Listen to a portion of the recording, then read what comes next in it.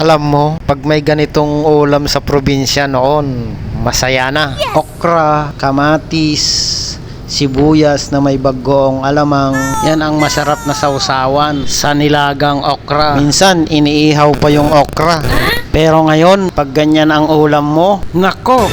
Pero ang masasabi ko, masaya na noon kung ganyan ang ulam namin. Pero ngayon, ang masasabi ko, mas masaya ako. Alam mo kung bakit? Kasi yung mga ganyang bagay, yan ang nagpapaalala sa mga masasayang moment mo nung araw.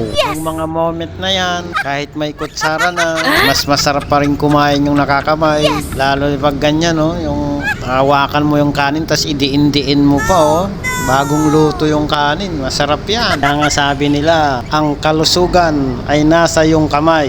Ayan o, sarap isubo yung kanin, lalo pag mainit yun, yung ganyan o, hawak-hawakan mo pa. Kaya hindi mo matutumbasan ang ligaya at saya nung araw. Yan ang tinatawag nila isang subong kanin at isang subong ulam.